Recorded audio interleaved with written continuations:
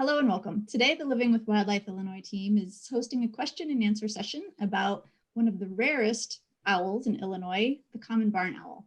I'm Laura Kamen. And I'm Kathy Andrews-Wright. Today, we're sitting with Terry Esker, who is a Regional Stewardship Coordinator with the Illinois Department of Natural Resources, Division of Natural Heritage. Terry, could you please give us a little bit of background information on yourself?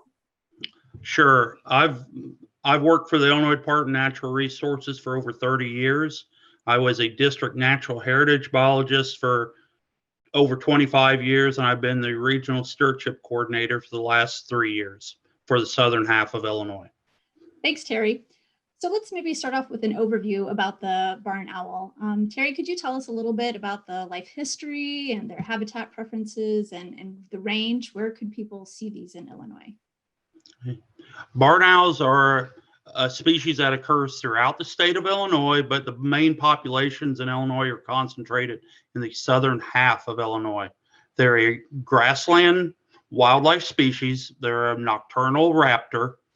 Most barn owls in Illinois are nocturnal hunters. They're cavity nesters.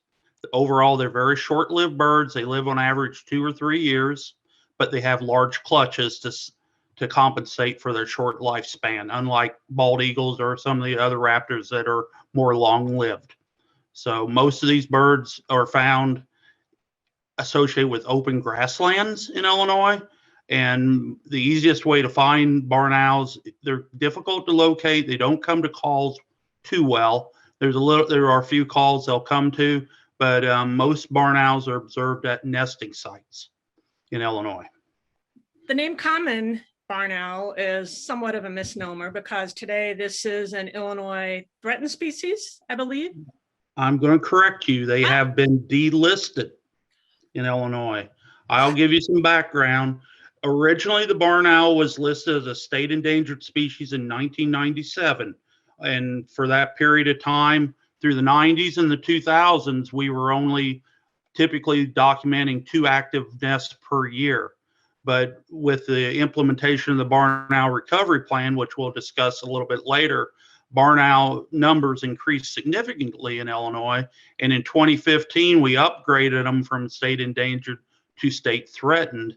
But in 2020, based on our population statewide, we met all our recovery goals for this species, and they have now been delisted in the state of Illinois. They're still a species conservation concern, but they are one of our success stories for recovery efforts. Excellent news, and I am happy that I can be corrected and that the common barn owl is now more or less a common species. Thank you, Terry.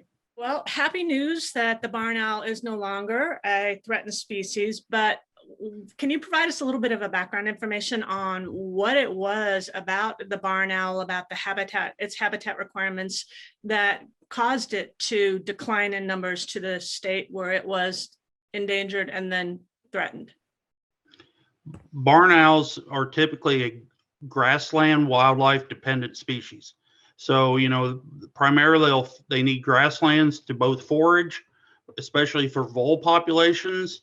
And Illinois has had a significant loss of grasslands, pasture lands, hayfields, prairies, etc. over the last, decades. And we'd just reached a point where we didn't have enough grasslands left on the landscape with associated secure nesting sites on those grassland areas. So those populations had really crashed. And that's why we ended up putting them on the state endangered species list in 1997. We just had almost no records of active barn owl nests in the state or even observations of barn owls anymore. So in 2009, the Illinois Department of Natural Resources, the Illinois Endangered Species Protection Board, the Nature Conservancy, and the Illinois Natural History Survey all collaborated on the development of the barn owl recovery plan, which you mentioned earlier. Could you maybe give us a little bit of an explanation of the process of how the plan got put together and what the overall goals are of the plan? Well, one of the responsibilities of the Illinois Department of Natural Resources, especially the Division of Heritage and the Endangered Species Protection Board, is to try to recover species of conservation concern in Illinois. And back in the early 2000s, some of the field staff, we were observing, we were getting some barn owl use of nest boxes that were put up in the 1990s, but it wasn't a significant use of boxes. And we thought that if we would develop a recovery plan for the barn owl and come up with some strategies, maybe this was a species that we would be able to recover in this state. So in the late 2000s, we had several discussions on how we could do this. We applied for a federal state wildlife grant, or a SWIG grant, which funded the development of a recovery plan with input from various state agencies, organizations, and people who had some experience with barn owls. And that document was approved in 2009, and that allowed us to implement it. The advantage of a SWIG grant is we were able to contractually hire someone to develop the plan for us and implement it. And as part of that plan, it came with a bunch of strategies and gave us goals and directions for implementing a plan to recover the barn owl. So since 2009, there's been a lot more on the ground work with the barn owl that's been taking place, including erecting some nesting box structures. What has been learned since the barn owl recovery plan has been actually implemented? Overall, the biggest limiting factor for barn owls in Illinois is, even where we have remaining grasslands, especially strip mine lands or concentrations of managed grasslands on DNR properties, or areas with a lot of still cattle pastures or hay fields, is there was a lack of what we call secure nest sites. Traditionally, we would put up some barn owl boxes in a barn, or maybe a silo or whatever. And we had limited success with that, because typically we put up boxes where people wanted a box, and we didn't necessarily focus on putting boxes in appropriate habitats. It was kind of like the old Bluebird box program. If you want a box, put it up, but they didn't necessarily always go where they should go. So with this new recovery effort, we tried to prioritize where boxes would go in Illinois. We tried to focus on areas with high concentrations of CRP or existing grasslands. And we also looked at other types of nest boxes. And the most significant change that we ended up doing was putting up these pole-mounted nest boxes. They're nest boxes on metal poles, and that way we were able to put nest boxes in the middle of a grassland. Otherwise, for years, we were dependent on the location of a building or an old barn, and those sites aren't necessarily available maybe on the best barn owl habitat for foraging. And if you really look at most old barns, they're full of mammalian predators, raccoons, cats. They get a lot of human disturbance. They're not always the best nest sites. Now, granted, we still have a lot of barn owls in boxes in barns, and they do help. But the advent of installing these pole-mounted barn owl boxes on the landscape is the single greatest factor in the recovery of the barn owl. It's allowed us to install boxes where we would have no option to install nest boxes. They're pretty much predator proof. Barn owls readily use them, and it seems to be a very successful program. So speaking of success, biologists have been documenting the barn owl nests since about 1990, and the recovery plan has been in place for about 12 years. So how's the barn owl population doing now? During the implementation of the barn owl recovery project, DNR and partners were able to put up 306 additional barn owl nest boxes from 2009 to 2019. At the same time, we were able to we tried to monitor a lot of the boxes in the state. And if you look back in the early 1990s and 2000s, we were averaging 2 active nests per year. And just in that 10-year period from 2009 to 2019, when we monitored our boxes, we were able to document 418 active barn owl nests in Illinois, which, those types of numbers met the recovery goals for the barn owl project and the recovery plan, or in the recovery plan, which allowed us to both upgrade them from endangered to threatened and to eventually delist this species. So the barn owl numbers have been increasing incredibly across the Illinois landscape. It's more likely now that a landowner may have barn owls show up on their property. So the lucky landowner that does get barn owls, what should they do?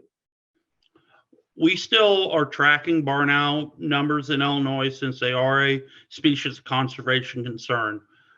During the last 10 years or so, we actively tried to monitor all the barn owl nest boxes on a 3-year rotation. But since the species became delisted, we're not monitoring as many boxes. We still monitor a subset on some of our core sites, so we have an idea what's going on. But we still have a great interest if a private landowner has an active nest. We encourage them to contact the district natural heritage biologist, or at least somebody within DNR that could get the information, and we still track barn owl nests in our natural heritage database. So we do have an interest in knowing where there are active barn owls. And because, even though we've delisted them, they are still a species conservation concern.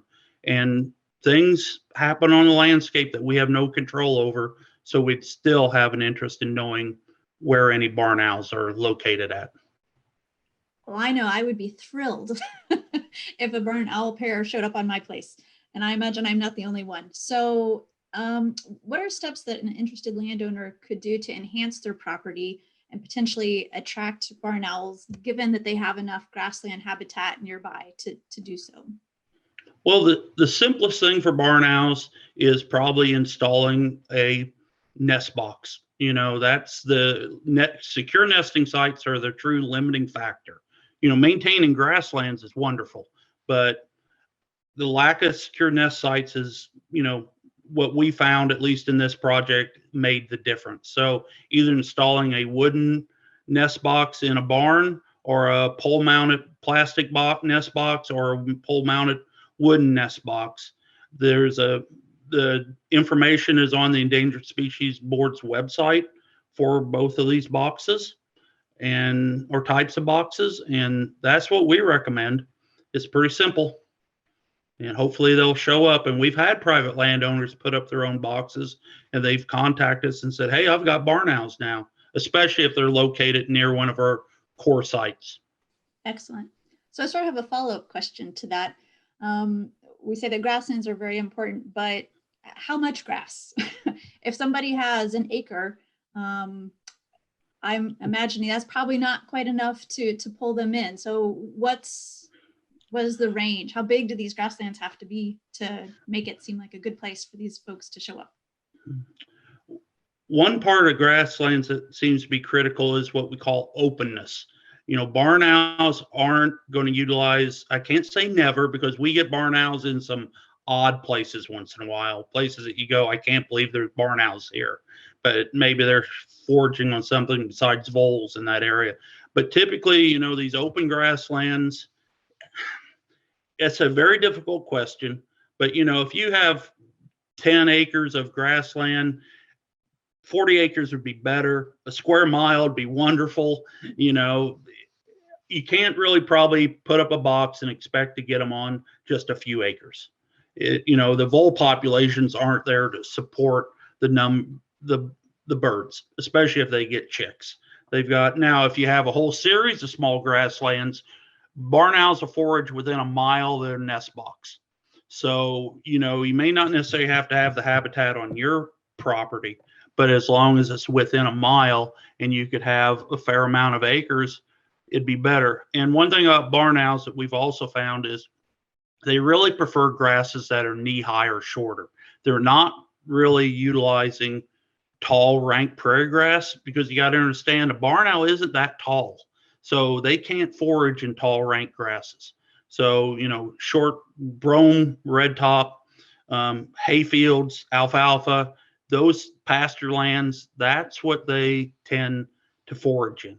They're really they're a lot like prairie chickens. They want grass that's shorter. So you can't really say, well, yeah, I've got 100 acres of tall grass prairie. I'm not going to say you won't get a barn owl, but you probably won't get them as readily as if you had 100 acres of, a different type of grass that was shorter, where they could hunt over and hunt voles. Well, thank you, Terry. This has really been a fascinating session, and we appreciate you taking the time to sit and talk with us about barn owls. We've learned a lot. Are there any last minute tips, any last minute information that you'd like to leave us before we sign off?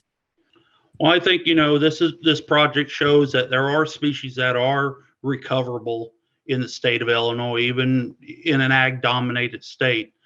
We just have to think about it. We have to, try to do a good job and focus on what we think is recoverable. And, it takes cooperation from everybody. DNR could not have done this project without, assistance from different universities, different agencies besides DNR, and, private citizens that allowed us to put up boxes, and volunteers that help us check boxes on certain sites. It's a cooperative effort, and we can't do it ourselves. It's impossible. So, but otherwise, I think it's been a success story. Thanks, Terry, for Right. joining us today and talking about the common barn owl. For the viewers, if you have other questions about wildlife in Illinois, or if you have suggestions for the next episode of the Q&A, please send those in to the Wildlife Illinois website. Thank you for watching.